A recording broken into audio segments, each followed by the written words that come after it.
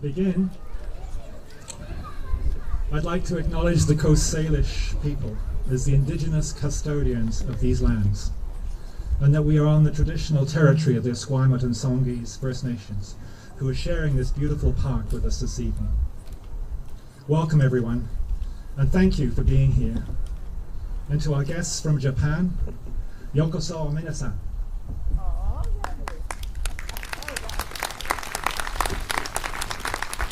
My name is Jonathan Down, and I represent the Vancouver Island Peace and Disarmament Network and Physicians for Global Survival, which is a Canadian affiliate for the International Physicians for the Prevention of Nuclear War. It's a privilege to welcome Her Honour, the Honourable Judith Guichon, Lieutenant Governor of British Columbia,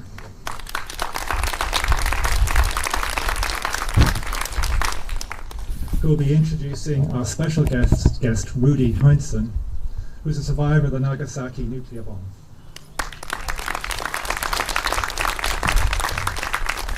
I would also like to welcome Mayor Nils Jensen, who has been a mayor for peace since 2013, and who, together with Rudy, recently planted a Hiroshima sapling in Oak Bay, just a few meters from his office, may I add.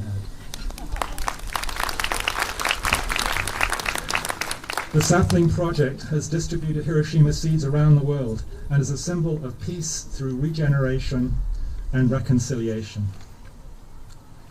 We also welcome Sugio Kurishima and the Furusata dancers, followed by a few words from Yashuziza, excuse me for doing this, Shioda Sensei,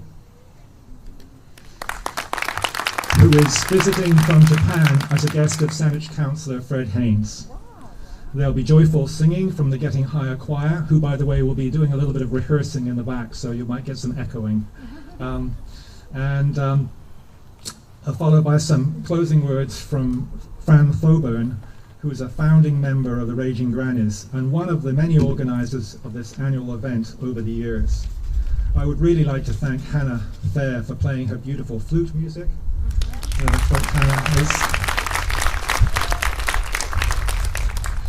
And for gently bringing us to this point of this evening's program.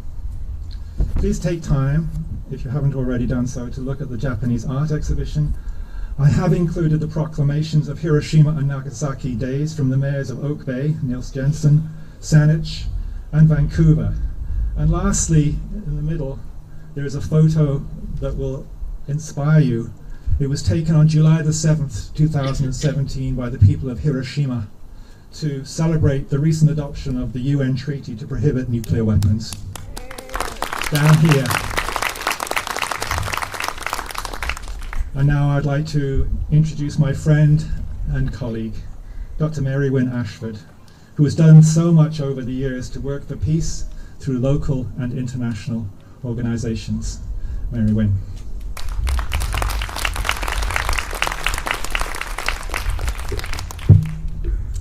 Your Honor, distinguished guests, and dear friends. It's now 30 years ago that Eleanor Powell and I first heard about the ceremony that's held in Japan on the anniversaries of the bombing, the first one in Hiroshima on August the 6th, 1945, and the second one in Nagasaki on August the 9th. The people in Japan recognize this anniversary by floating paper lanterns with the prayers for the dead and the hopes and wishes for the future. We adopted this and also picked up on a group in Wisconsin who were also doing this, and they had established exchange programs to send our lanterns to the Soviet Union. This is 1987, so was it more or less the peak of the Cold War. When I would go to Moscow, I would take lanterns from the school children here in Victoria, and I would bring back a big box full of lanterns from the Soviet Union. And you may have noticed there's one there that has a photograph on it of a Russian girl named Svetlana. So that's the last of the Russian lanterns that we still have. As Jonathan pointed out, this is actually a time when we are feeling an enormous gratitude that the United Nations has passed a treaty to ban nuclear weapons. And it's been signed by 122 countries. As soon as it's ratified by 50, it becomes international law. This is what we've been working for decades, so we're very, very pleased about that. I just want to conclude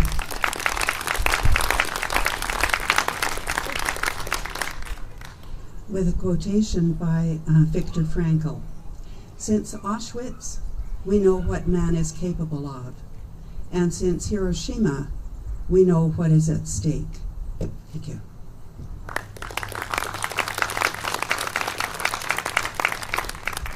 Thank you very much, Mary Wynne. I'd like to now call upon Her Honour, the Honourable Judith Guichon, Lieutenant Governor of BC.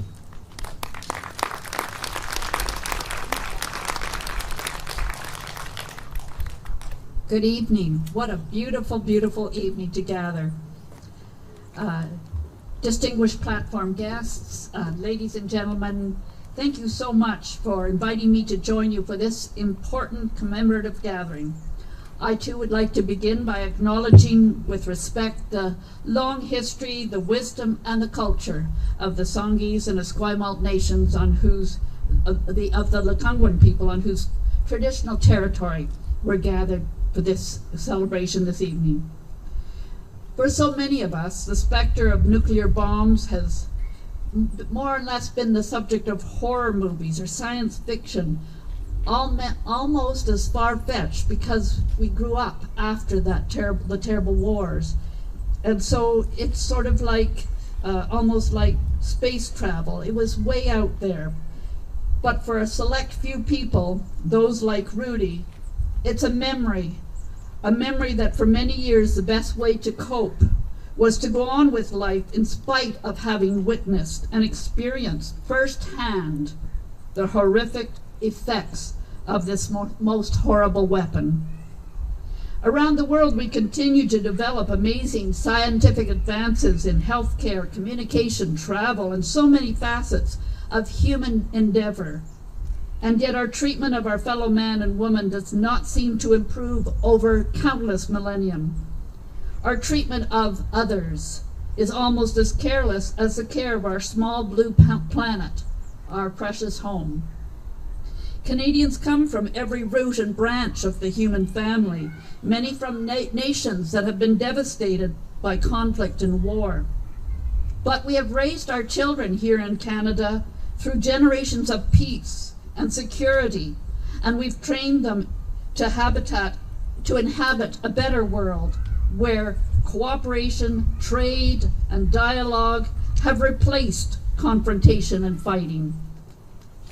This country has largely moved beyond war as a nation, and we have learned to acknowledge past injustice and to work to grow in understanding, to grow in diversity and inclusivity. We worked at reconciliation. However, when it comes to looking after our small blue planet, our home, we continue to ignore signs and cling to old habits. And it is here that we need to spend our precious energy. The interior this year, where I come from, has experienced both flooding and fire within 10 days of each other. It is not that these phenomena are new to our environment, but the frequency and the severity with which they are occurring are both accelerating. This, combined with other signs such as beetle infestations and forests dying, surely must convince folks that we need to change our behavior. We cannot continue to live off the resources that will be required by our great-grandchildren. Governments do not effect change or bring peace, but rather society, communities, volunteers, and individuals working together with a common goal and with love in their hearts. That is how we effect change.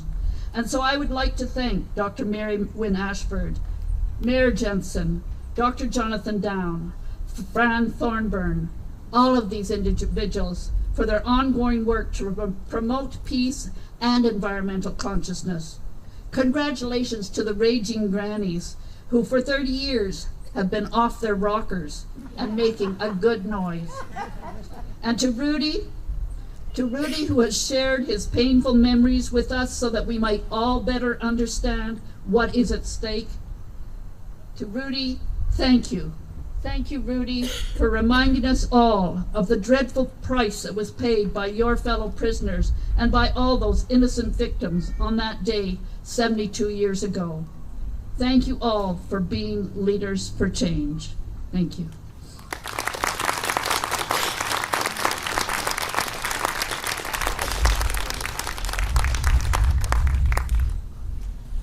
Thank you very much. And the Getting Higher Choir was now invited to just move off to the side and do your little piece of rehearsal, and then we'll see you in a few moments.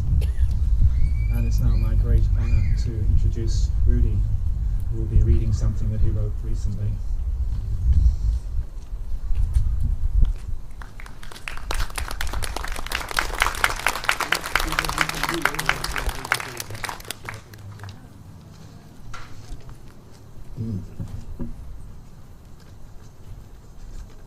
Good evening, Your Honor, Dr. Dan, fellow event organizers, ladies and gentlemen.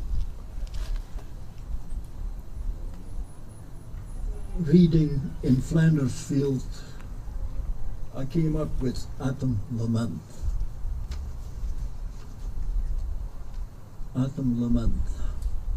11:02, a flash, a blast, warm and bright, knocks me over where my legs and eyes is not right.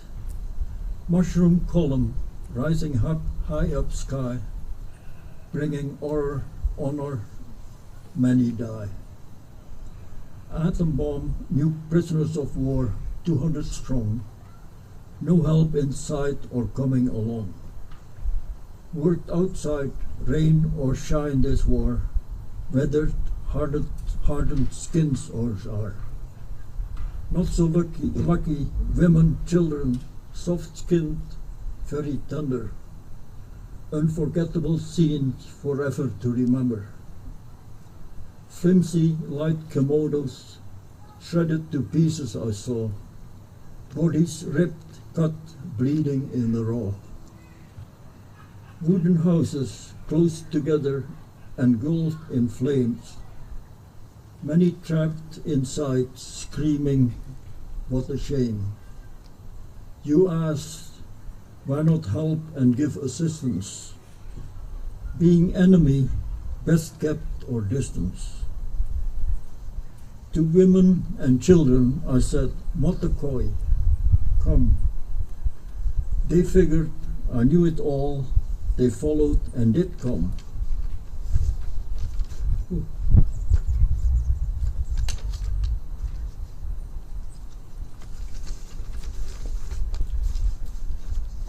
Okay, thank you. We started with 30, 40 of us, gradually 60, 80 more joining us, contemplating how to make our way uphill, blocked by fires, needing all my skills. Intolerable heat and flames blocking our path. When will we leave this inferno at last? When freed, 20 had died, 90 badly burned, taking to the New Haven. A hospital ship with doctors, medicine, nice nurses, it was like heaven. I was there, saw it, lived it, like to tell, wondering, is this what awaits us sinners in hell? Thank you.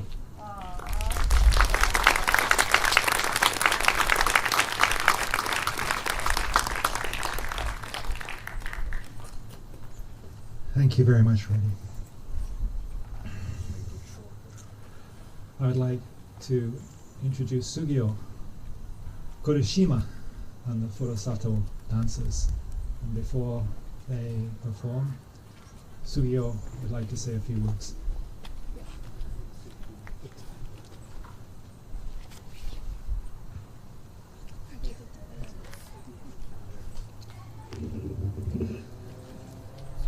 Good evening, everyone. My name is Sugio Kurishima, and I'm the president of the Victoria Nikkei Cultural Society, which is the local Japanese-Canadian cultural group. So traditionally, I've been asked to say a few words on behalf of our members. There are a lot of immigrants, Japanese immigrants, who came from the Hiroshima area because it was a very depressed area in the turn of the 19th century, including my parents. So, on August 6, 1945, the United States used the first atomic weapon on Hiroshima, Japan. 3 days later, the United States struck again, this time on Nagasaki.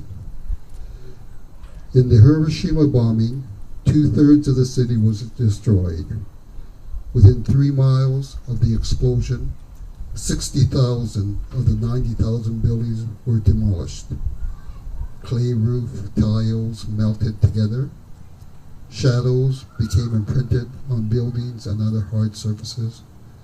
Metal and stone melted, and people were vaporized. Of the estimated 350,000 people living in Hiroshima at the time, approximately 70,000 died immediately from the explosion, and another 70,000 died from the radiation within 5 years. Almost all the victims were civilians, including some of my relatives. The justification for bombing was that it would save millions of lives by bringing the war to a quick end. However, many authoritative figures, such as General and later President Eisenhower and General McCarthy, dispute that claim. By June 1945, Japan had already been defeated militarily. Many believe that Japan would have surrendered by the fall of 1945 without the dropping of the atomic bombs and without an invasion of Japan. Hiroshima and Nagasaki were chosen as bombing targets not for their military value, but more for their shock and awe value. The Americans wanted to shock the Japanese leaders into accepting an unconditional surrender. The pros and cons of the use of the atomic bomb on Hiroshima and Nagasaki is a hotly debated topic. You just have to check the internet to see the extent of this debate. But for me, the dropping of the atomic bomb on Hiroshima and Nagasaki are events that we should remember, not only for the tens of thousands of civilians that I think were needlessly killed, but also for the fact that this event started the nuclear arms race. These bombings should remain a constant reminder of the devastating, destructive power that nuclear weapons represent, and the reasons why we should try to eliminate all nuclear weapons. So in closing, I'd like to commend the organizers for holding this event to honor the victims of Hiroshima and Nagasaki atomic bombing, and to remind us the continued need for nuclear disarmament and world peace. Thank you.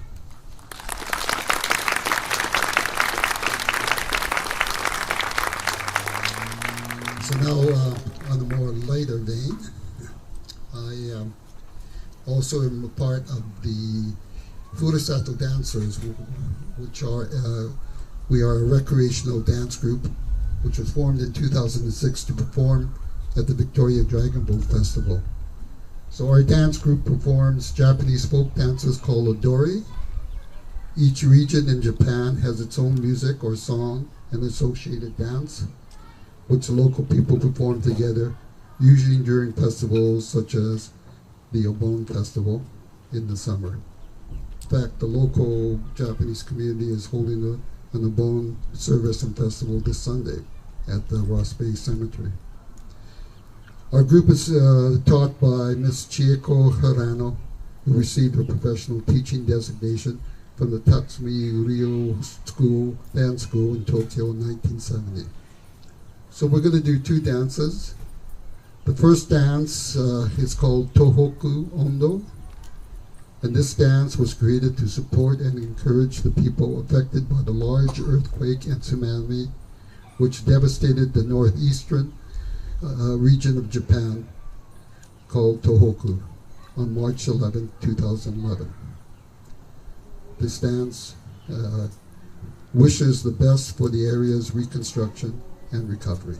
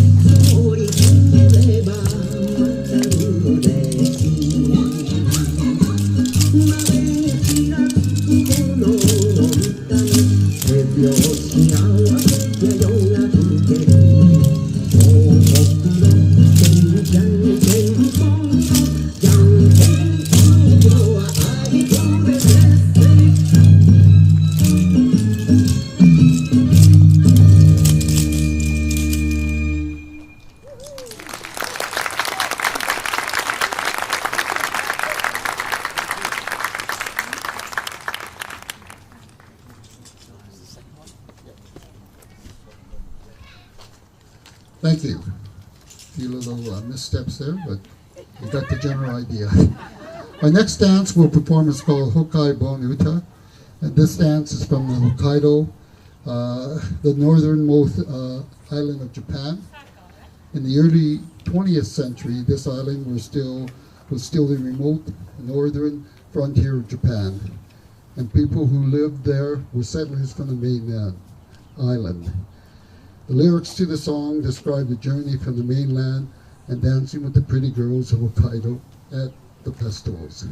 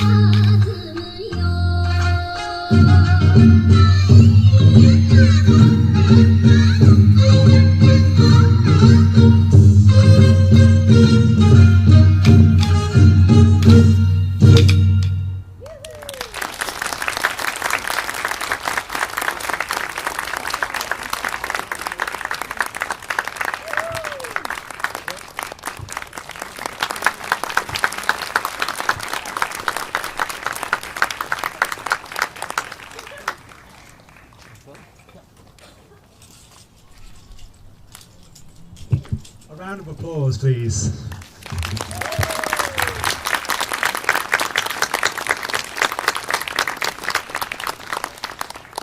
Thank you very much.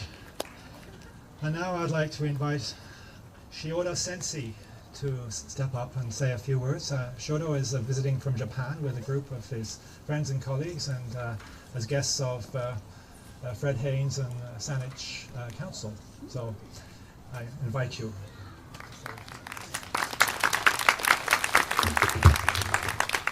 Hello. I came from Japan 1 week ago, and now still doing a trip and going to Toronto and have a demonstration seminar, something like this. And my father is very famous in the world, Gozo Shioda. I am son from Gozo Shioda. I handed down an Aikido from generation to generation, and I'm trying to enchant doing Aikido and teaching Aikido. I think a lot of popular in here in Canada, and Aikido is very peaceful,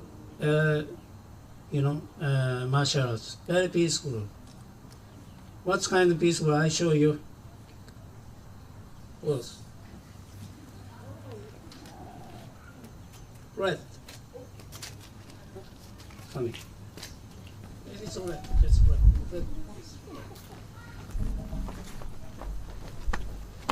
For example, Canadian, Japan.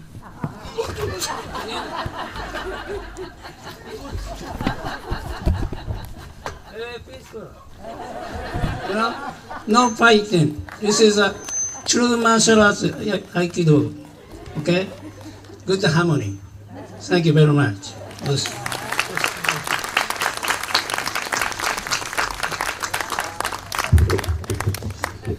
Thank you so much. Can you beat that, Niels? I invite Mayor Niels Jensen to say a few words. Mayor of Oak Bay and our 2017 Mayor for Peace, Niels Jensen. Thank you, Jonathan. No, that is a bit of a hard act to follow. But if any of you have a piece of plywood, I'll try to break it later. Your Honor, Rudy, the many guests that are here, I'm deeply honored to be part of this important memorial commemorative event. I am a member of Mayors for Peace, and Oak Bay has but a small voice in that organization, but we combine with the thousands of other mayors throughout the world to advocate for a nuclear weapon-free world.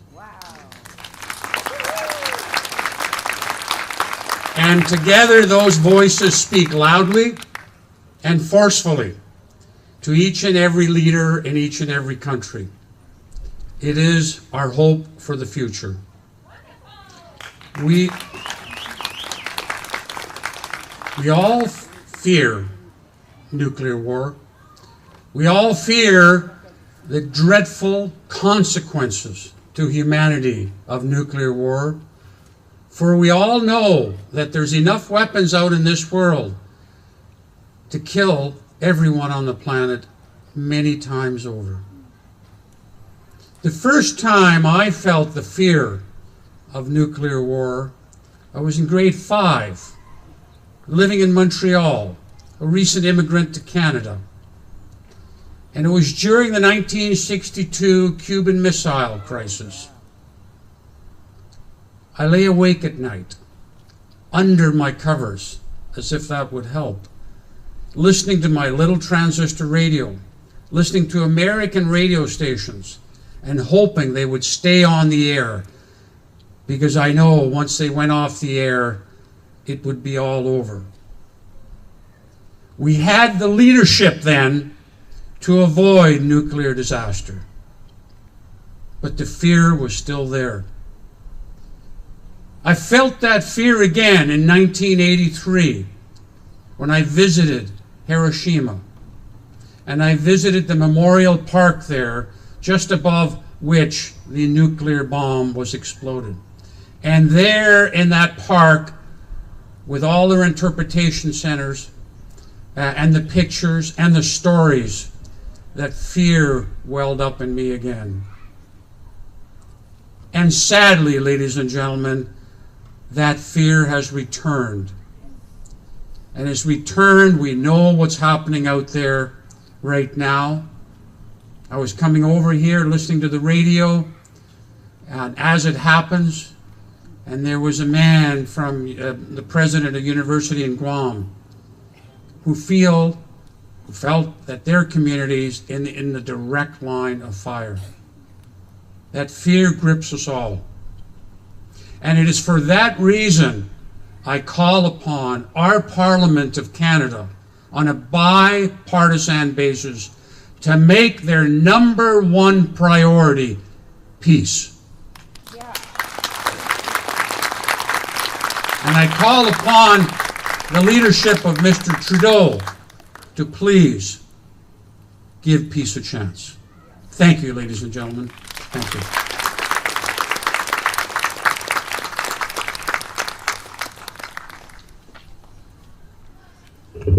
Thank you very much, Niels. And as we're getting ready to welcome the Getting Higher Choir, I just want to add a note to what Niels has mentioned.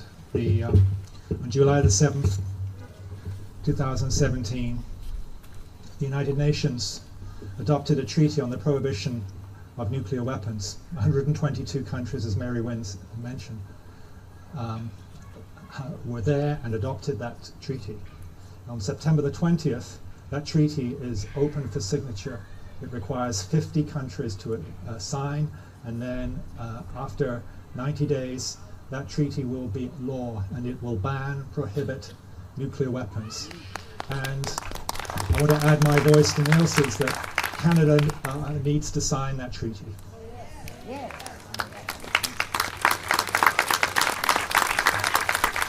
Canada has a long history of peacemaking. The Ottawa process, the Ottawa Landmines Treaty, certainly was led by Canada. We are needed more than ever at a time when this world is in a very vulnerable, fragile state, and Canada's leadership is needed. We have that leadership, we have that track record, and I call upon the federal government to sign the treaty on September the 20th. And on that note, I would welcome the Getting Higher Choir.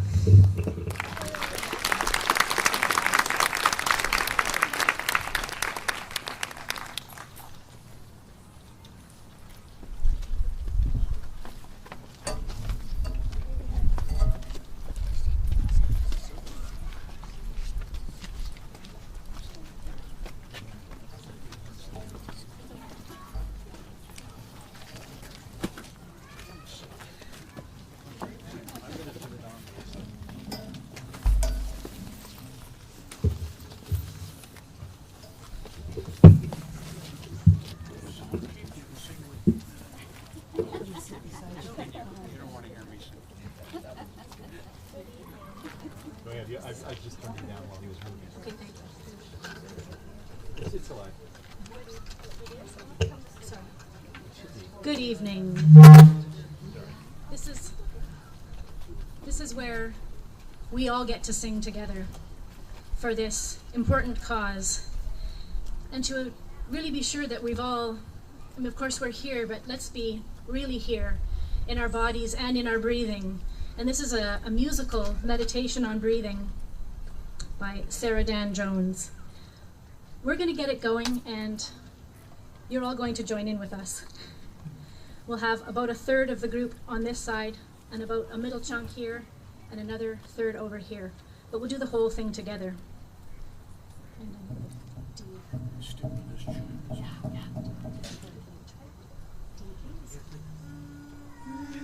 Here we go.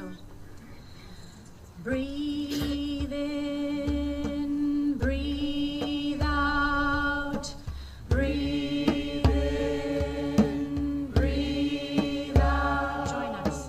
Breathe in, breathe out, breathe in, breathe out. When I breathe in, I'll breathe in peace. When I breathe out,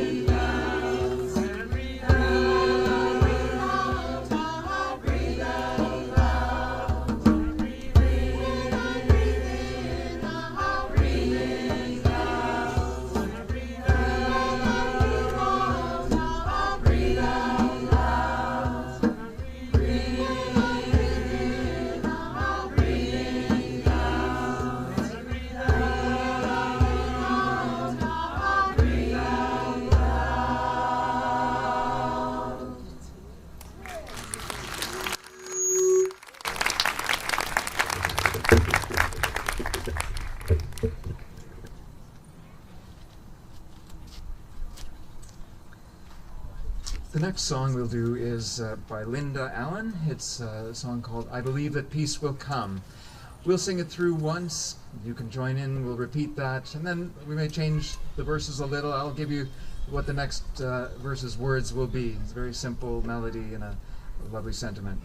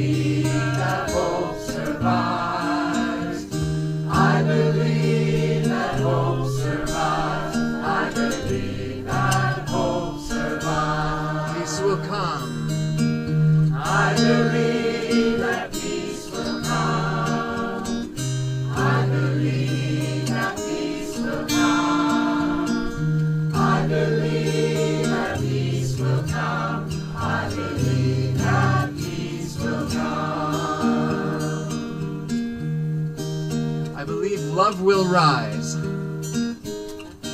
I believe that love will rise. I believe that love will rise. I believe that love will rise. I believe that love will rise. Peace will come. I believe that peace will come. I believe that peace will come. I believe that peace will come. I believe that peace will come. I believe in humankind. I believe in humankind. I believe in humankind. I believe in humankind. I believe in humankind. Peace will come. I believe that peace will come. I believe that peace will come. I believe that peace will come. I believe that peace will come.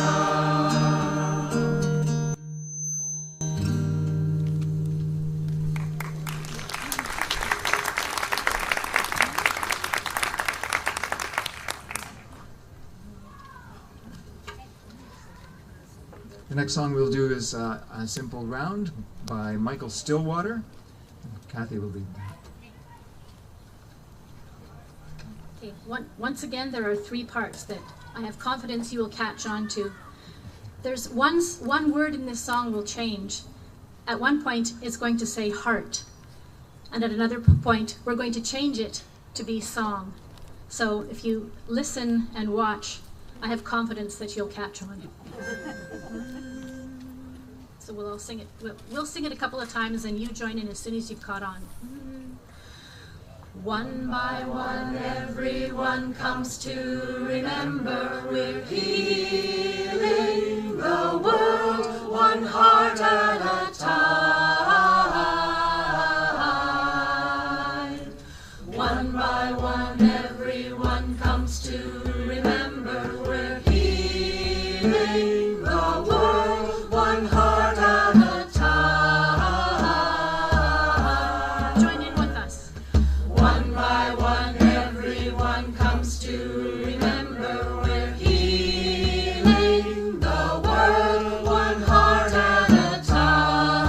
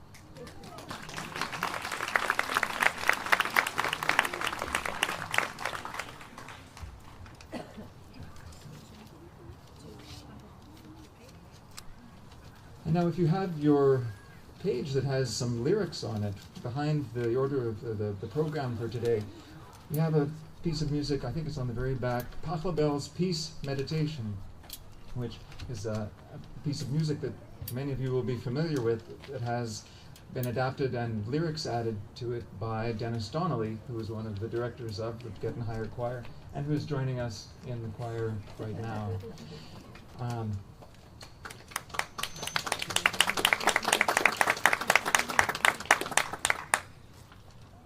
As it says on your page, we have 4 lines that are sung, then we repeat that a second time and a third time, and I think you'll catch on to one of the 4 parts. Join in as you see fit. It will all be lovely. Let's come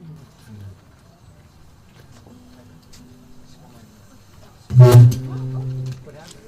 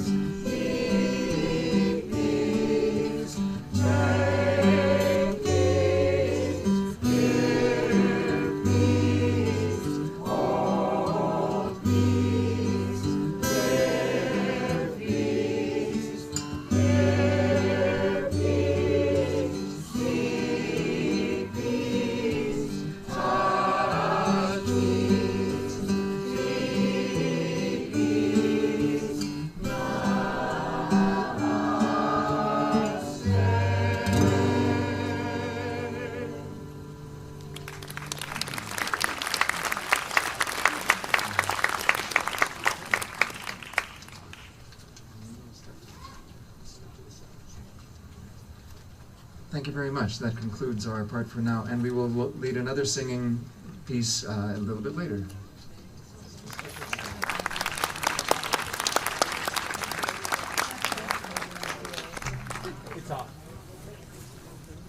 The Let's have a big round of applause for the Getting Higher Choir. Yay! So, I would like to acknowledge those of you who have generously donated for this evening's event, and thank you very much indeed. It's very much appreciated. And now I'd like to welcome a special person to come up, Fran Boburn.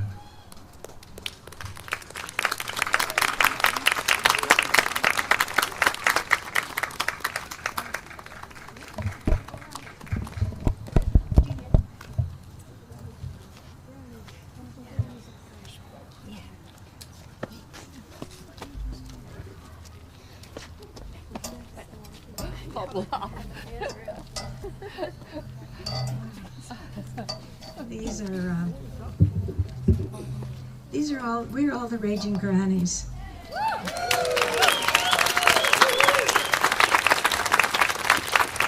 And here comes Ruth, who has the biggest heart in the world. And although we use the word raging, we really are peaceful people, except at our meetings when we do shout a lot. And that's important. It keeps our blood flowing. Ready? August 6th and August 9th, 1945 are dates we must never forget. On August 6th, Hiroshima was destroyed by the first atom bomb. 3 days later, the U.S., eager to test another type of atomic weapon on living people, obliterated the city of Nagasaki. Canada had a role in the production of these two bombs. Canadian company provided the heavy water required to make these bombs explode. Canada continues to be committed to the environmental and military ravages to our planet as we yearly produce thousands of tons of carbon dioxide gas in the mining and processing of uranium. The United States spends over $140 billion a year on building and deploying more than 14,900 nuclear weapons. This amount of money is what it would cost to provide health care, education, food, clean water, and safe sewage treatment to every one of the 7 billion people who live on planet Earth. And I know you won't remember that figure, but just remember the fact that we are wasting money on the wrong thing. Meantime, the Pentagon is planning to spend $1 trillion to develop and build a new generation of a nuclear arsenal. I don't think they listen to any of our letters that we write. We humans embrace dramatic contrary personality traits. We love and procreate. We hug and support our children and our friends. But we also fear, hate, inflict pain, and wreak destruction. On days such as this, we are reminded it is up to us to build a society that enhances our strengths rather than our weaknesses. Canadian writer June Collwood was a model of positive aspects of our humanity. Just before her death from cancer, she was asked if she believed in God. And she replied, "I believe in kindness." In each of us is that part of ourselves that is deeply concerned for others, ready to stand up for those who need help, and to confront our governments when necessary. It is this mindfulness for others that can build a healing society and a healthier planet, resistant to destructive forces. For many years, we Raging Grannies have helped others to produce this memorial in Victoria. This year, we are grateful to say that the Vancouver Island Peace and Disarmament Group will carry on this memorial in the years to come. Therefore, we Grannies wish to pass the peace baton to the Vancouver Island Peace and Disarmament Organization with much gratitude for their help as well as their future work.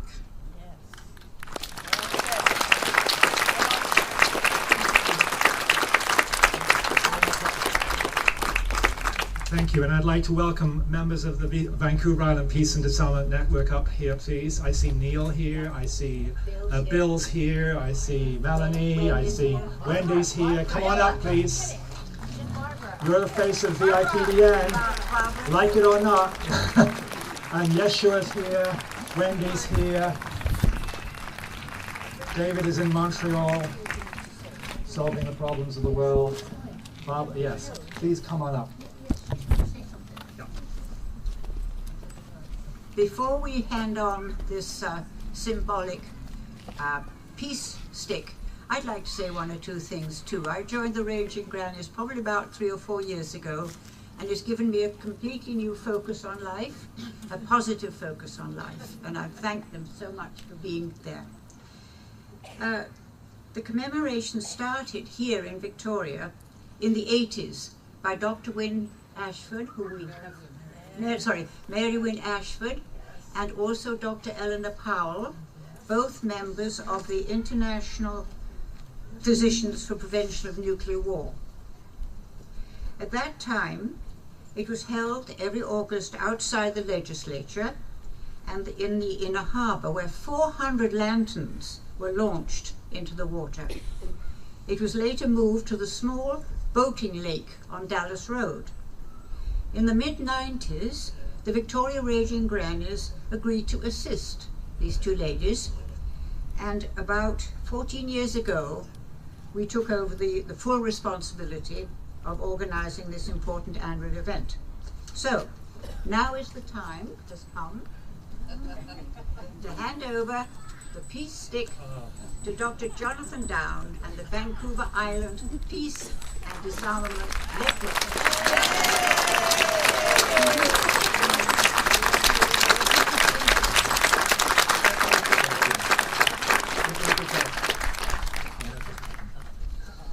Well, thank you all very much, and thank you, my colleagues, for being here and for supporting this event.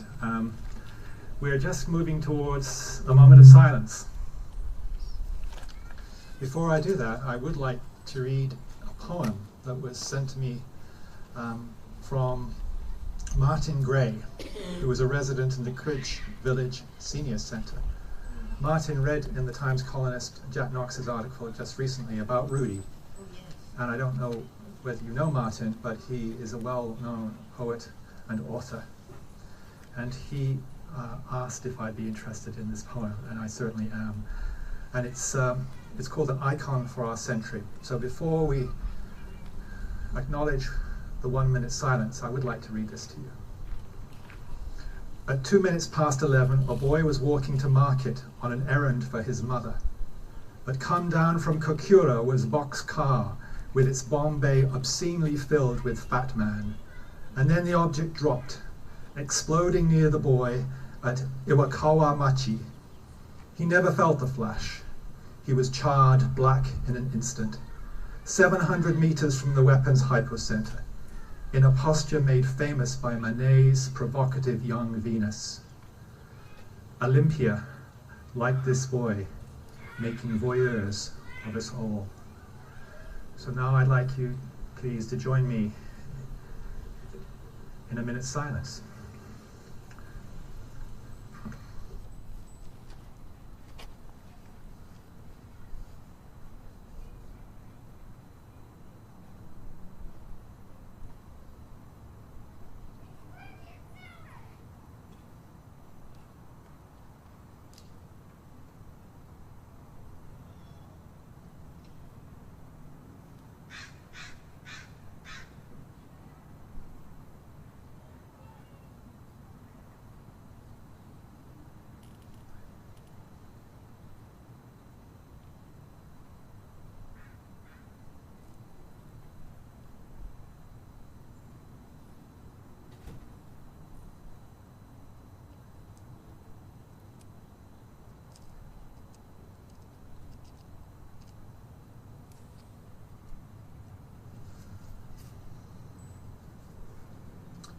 Thank you. Now I invite the Getting Higher choir to come back onto the stage. And we're going to sing. Last night I had the strangest dream. and it's in the program, and you may have to share because I only printed 60 copies, so there's a lot more than 60 people here this evening, which is wonderful. And then we will move down to the beach, and I see the canoes have arrived, so we're in good shape. We're not going to lose any of the lanterns, so Dick and ensemble.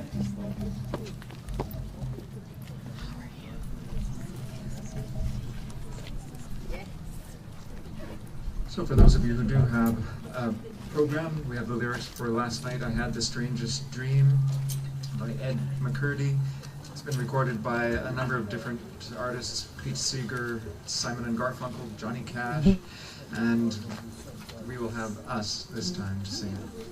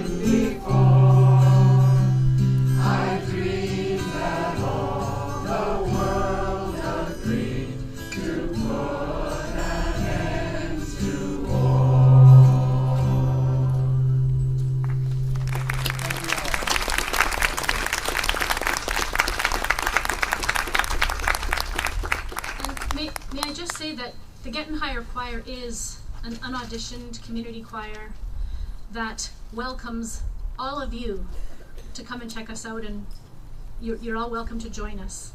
Check the web, you'll find us. Well, thank you very much, and a round of applause for the Grannies Choir. Thank you very much. And this brings us to the most important part of the evening, and that is the launching of the lanterns. And the retrieval of the lanterns, which is more important because the fire marshal would have my head if we didn't do that. So, for those of you who'd like to join us on the beach, we will wend our way. Okay, off we go. Let's do some work.